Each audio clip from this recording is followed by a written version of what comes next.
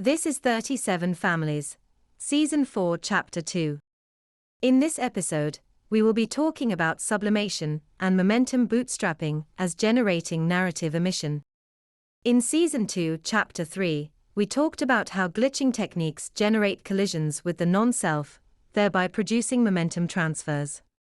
In this episode, we would like to talk about how these collisions with non-self can generate narrative emission as well.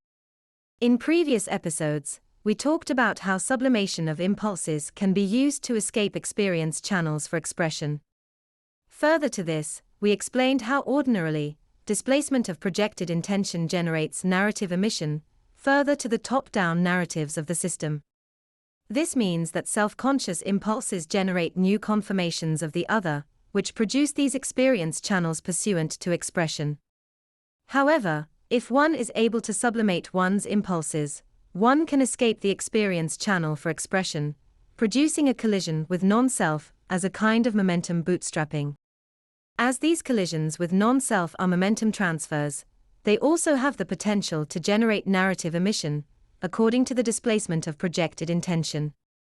Thus, sublimation of impulses must also be representable as a displacement of projected intention, further to the affirmational narrative, or experience channel which is displaced.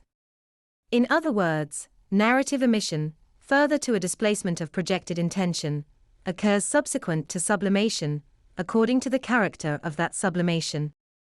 This tells us that the sublimated impulse is not emitted, but rather in its place is the full gamut of affirmational narratives, which would have been emitted by the collision minus the sublimated narrative.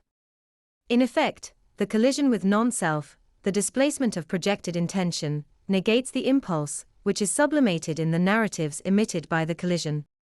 On the balance, we can see that orthogonal thought, or new narratives generated as a consequence of these momentum bootstrapping events, these collisions with non-self, are distinct in a fundamental way from the narratives, which extend top-down through the system.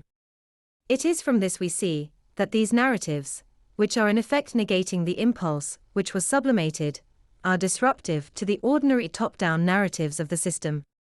It is possible with this in mind to see how these new narratives could generate a flipping of the telescopic effect.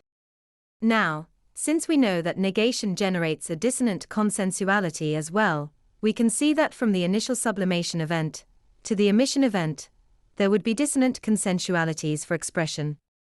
These dissonant consensualities represent a linking of two discontinuous events in time. Thus, the self transits through the dissonant consensualities during the sublimation period, rejoining with the non-self in the emission event.